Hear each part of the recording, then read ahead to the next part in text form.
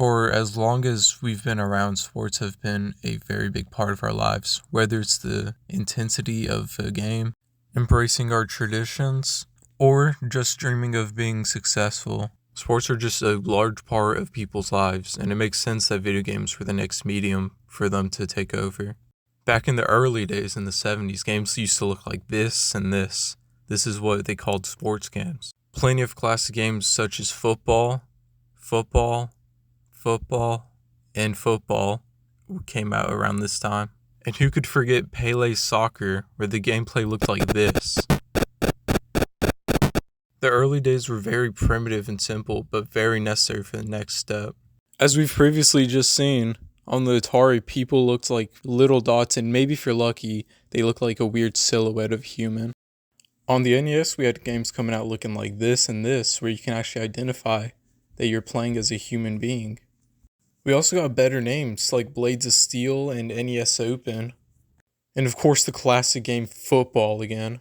Video games about sports became a lot more popular of a medium around this time because of the quality just jumping. We could have a lot more variety, a lot more popular series that are still popular to this day spawned from this era of gaming. And without a doubt, one of the best sports games of all time came out around this time.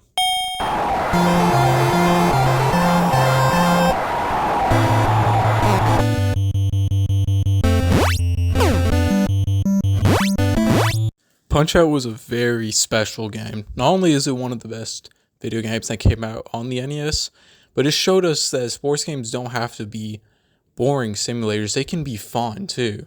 In fact, many other games such as NBA Jam, for example, brought in arcadey mechanics that made sports games more fun, which of course would lead to games like Tecmo Bowl, which is a classic, and Tecmo Super Bowl, which is of course famous for having Bo Jackson score every single time he touched the football in the game. In the early 90s, it started to become very clear that sports games had a very big place in the genre and could make a lot of money if done properly.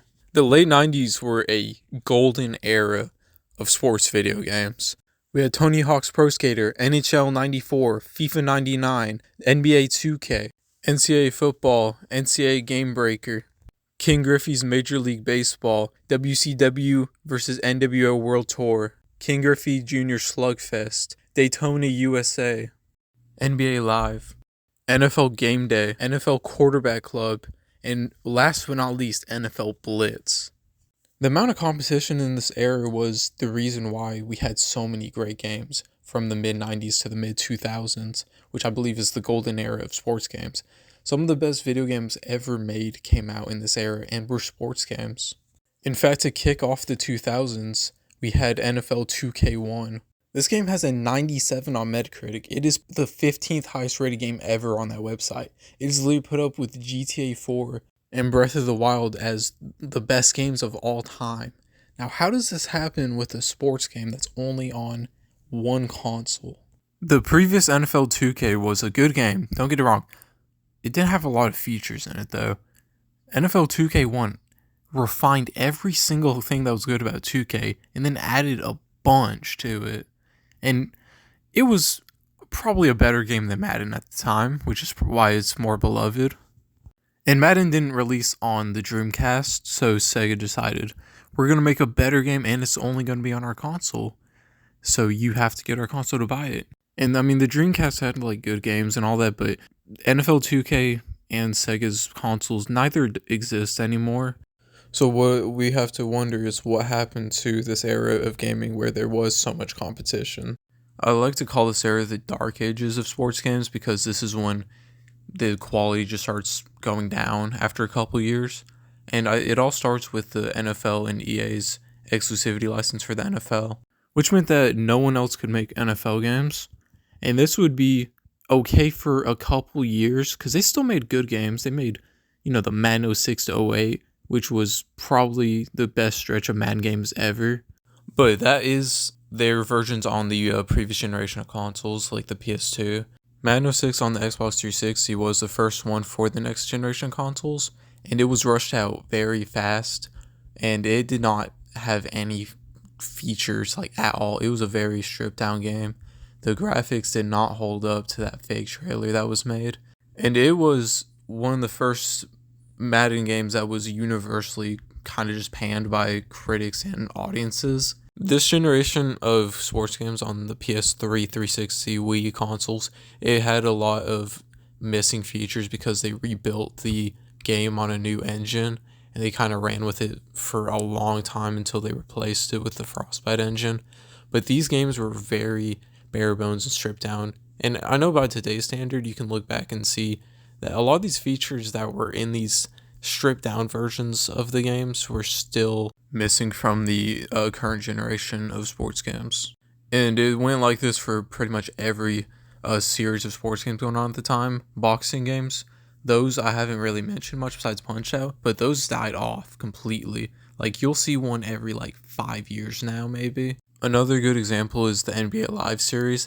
That series died on the 7th generation of consoles, and it was never the same. They haven't made a new one in like 5 years. Like, this era was when we saw the main series that we have now, where we only have like one series for each sports game. This is where this like really started and became the norm. Now, with other big sports franchises like NBA 2K, for example, that one lasted a lot longer of being an enjoyable or beloved game by the community, at least, until it started getting the reputation of sucking.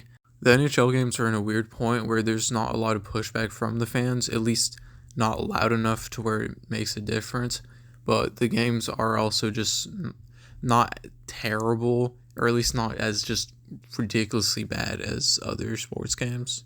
And of course, MLB The Show is not made by EA or 2K, so it does have a higher bar of quality, which is starting to slip in the recent games.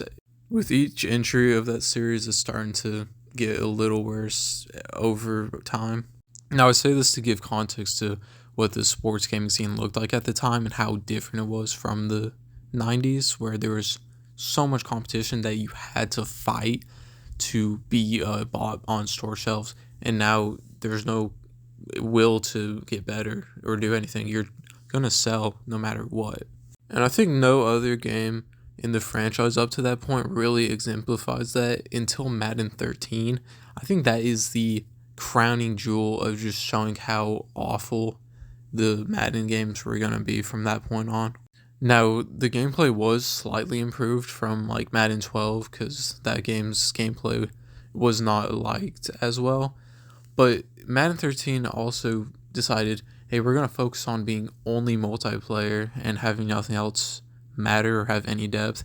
It's very bare bones. They got rid of the normal superstar mode and like franchise, and they put in this weird connected franchise mode, which was very just awful, just drained and had nothing to it.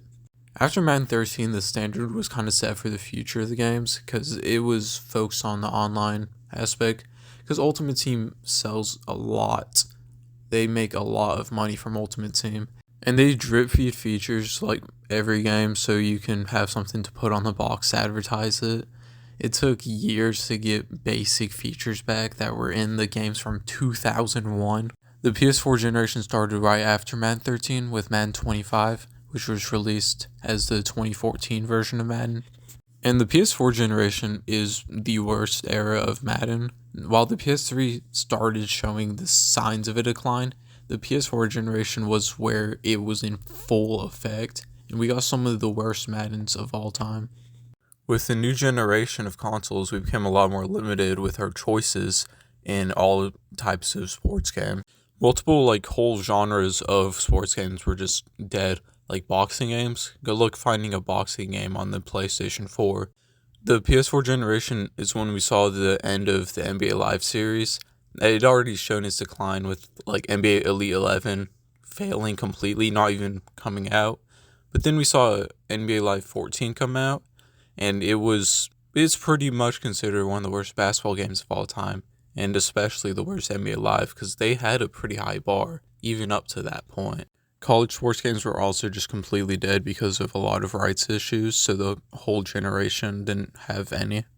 While NBA 2K did hold a high standard for a while, it did eventually succumb to the flaws of greed with in-game casinos, in-game ads during loading screens, which should never exist for a full-price game, by the way, much less any video game.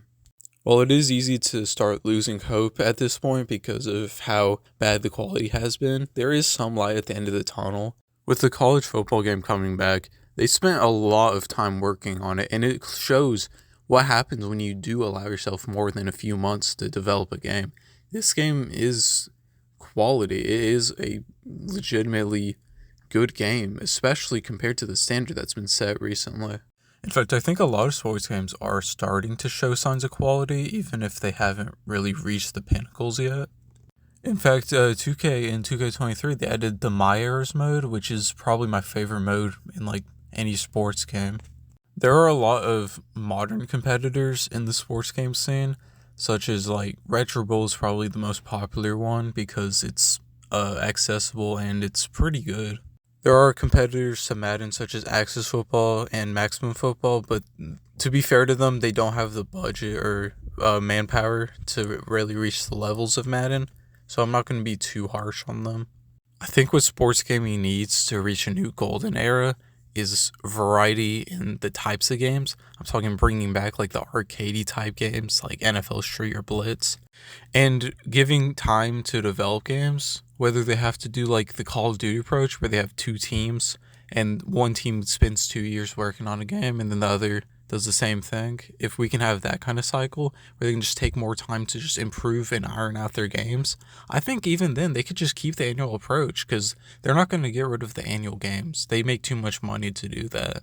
And if we want to offer like solutions to fix sports gaming, like we have to think from their point of view because they're a business at the end of the day. They're more interested in money than the product they put out. Now, whether they will take the criticisms and improve their games, or if they're just going to push their games to be a live service subscription, who knows? But this year, more than ever, is the best time to support sports game competitors because there are a lot of them, and there's going to be more. More developers are more interested in making them. And more than ever, the competitors are actually starting to look good and play differently. There's a lot of variety. All in all, I think sports gaming could head in the right direction if it keeps on improving. If it doesn't, it's going to suck.